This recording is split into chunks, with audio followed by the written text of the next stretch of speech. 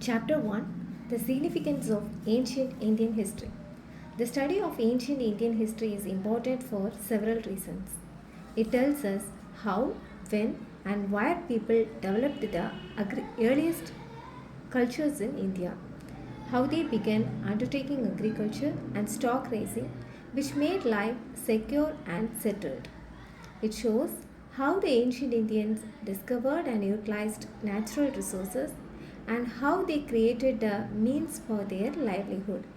We get an idea of how the ancient inhabitants made arrangements for food, shelter, and transport, and learn how they took to farming, spinning, weaving, metalworking, and the like, how they cleared forests, founded villages, cities, and eventually large kingdoms. People are not considered civilized unless they know how to write. The different forms of writing prevalent in India today are all derived from the ancient scripts. This is also true of the languages that we speak today. The languages we use have roots in ancient times and have developed through the ages. Unity in diversity. Ancient Indian history is interesting because many races and tribes intermingled in early India. The pre-Orients, Indo-Orients, Greeks, Scythians, Hunas, Chucks, and others made India their home. Each ethnic group contributed its mite to the evolution of the Indian social system, art and architecture, language and literature. All these peoples and their cultural traits commingled so inextricably that currently they can be clearly identified in their original form. A remarkable feature of ancient Indian culture has been the commingling commingling of cultural elements from the north and south and from the east and west. The Aryan elements are equated with the Vedic and Puranic culture of the north and pre-Aryan with the Dravidian and Tamil culture of the south. However, many Munta, Dravidian and other non-Sanskrit terms occur in the Vedic text ascribed to 1500 to 500 BC. They indicate ideas, institutions, products, and settlements associated with peninsular and non Vedic India. Similarly, many Pali and Sanskrit terms signifying ideas and institutions developed in the Gangetic Plains appear in the earliest Tamil text called the Sankam literature, which is roughly used for the period 300 BC to 600 AD. The eastern region, inhabited by the pre Aryan tribals, made its own contribution. The people of this area spoke the Munda or Kolarian languages. Several terms that signify the use of cotton, navigation, digging stick, etc. in the Indo Aryan languages have been traced to the Munda languages by linguists. Although there are many Munda pockets in Chotanagpur Plateau, the remnants of Munda culture in the Indo-Aryan culture are fairly strong. Many Dravidian terms, too, are found in the Indo-Aryan languages. It is held that changes in the phonetics and vocabulary of the Vedic languages can be explained as much on the basis of the Dravidian influence as that of the Munda.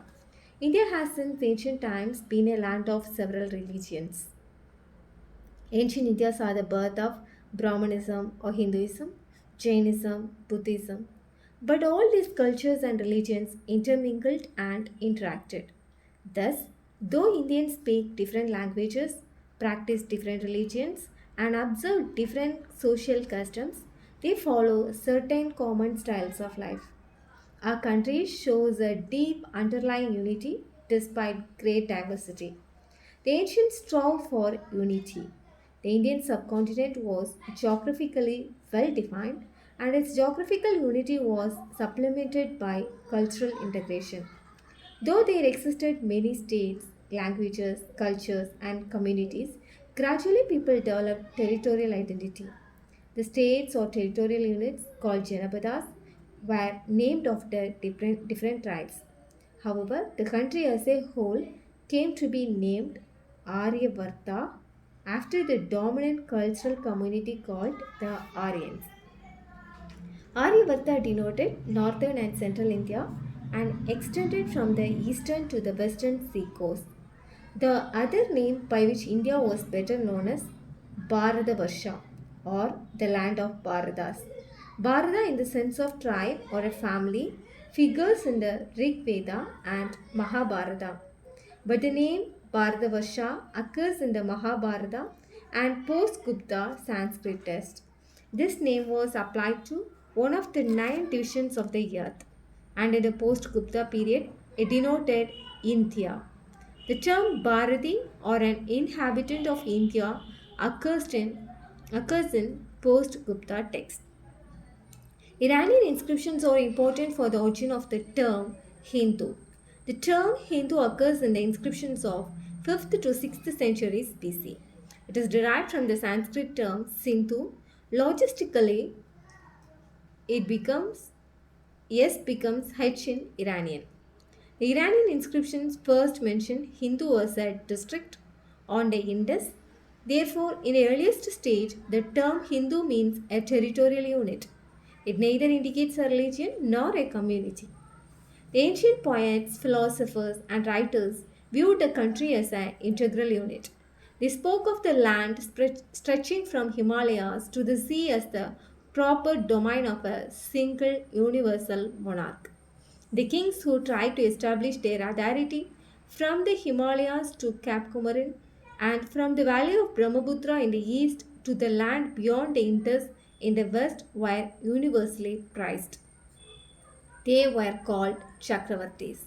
This form of political unity was attained at least twice in ancient times. In the 3rd century BC, Ashoka extended his empire over the whole of India, barring the extreme south. His inscriptions are scattered across a major part of Indo-Pakistan subcontinent and even in Afghanistan. Again, in the 4th century AD,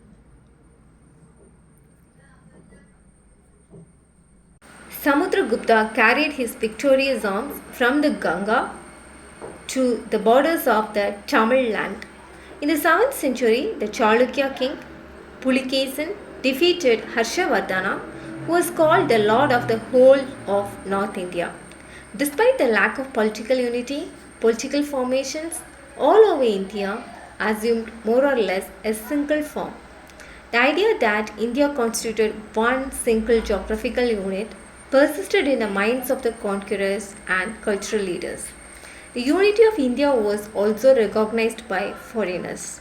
They first came into contact with the people living on the Sindhu or the Indus, and so they named the entire country after this river. The word Hind or Hindu is derived from the Sanskrit term Sindhu, and on the same basis, the country became known as India, which is very close to the Greek term for it. India came to be called Hind in the Persian and Arabic languages. In post Kushan times, the Iranian rulers conquered the Sindh area and named it Hindustan. We find continuing efforts to establish linguistic and cultural unity in India. In the 3rd century BC, Prakrit served as the lingua franca across the major part of India. Ashoka's inscriptions were inscribed in the Prakrit language, mainly in Brahmi script. Later, Sanskrit acquired the same position and served as the state language in the remotest parts of India. This process was conspicuous during the Gupta period in the 4th century. Although India witnessed the rise of numerous small states during the post-Gupta period, the official documents were written in Sanskrit. Another notable fact is that the ancient epics, the Ramayana and the Mahabharata, were studied with the same zeal and devotion in the land of the Tamils as in the intellectual circles of Banaras and Taxila. Originally composed in Sanskrit, various versions of these epics were produced in different local languages. However, whatever the form in which Indian cultural values and ideas were expressed, the substance remained largely the same throughout India. Indian history is especially worthy of our attention because of a peculiar type of social system which developed in India. In North India, the Varna or caste system developed, which eventually spread throughout the country and influenced even the Christians and the Muslims. Even converts to Christianity and Islam continue to follow some of their old caste practices of Hinduism. The relevance of the past to the present.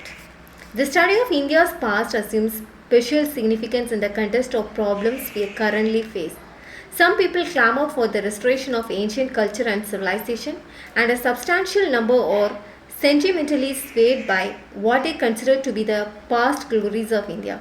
This is different from a concern for the preservation of ancient heritage in art and architecture. What they really want to bring back is the old pattern of society and culture. This demands a clear and correct understanding of the past. There is no doubt that Indians of old made remarkable progress in a variety of fields, but these advances alone cannot enable us to compete with the achievements of modern science and technology. We cannot ignore the fact that ancient Indian society was marked by gross social injustice. The lower orders, particularly the Shudras and untouchables, were encumbered with disabilities which were shocking to the modern mind. Similarly, law and custom discriminate against women in favor of men. The restoration of the old way of life will naturally revive and strengthen all these inequities. The success of the ancients in surmounting the difficulties presented by nature and human factors can build our hope and confidence in the future, but any attempt to bring back the past will mean a perpetuation of the social inequity that afflicted India. All this makes it essential for us to understand what the past means. We have many survivals of ancient, medieval, and later times persisting in the present. The old norms, values, social customs, and ritualistic practices are so deeply ingrained in the minds of the people that they cannot easily themselves get rid of them. Unfortunately, these survivals inhibit the development of the individual and the country and were deliberately fostered in colonial times. India cannot develop rapidly unless such vestiges of past are eradicated from this society. The caste system and sectarianism hinder the democratic integration and development of India.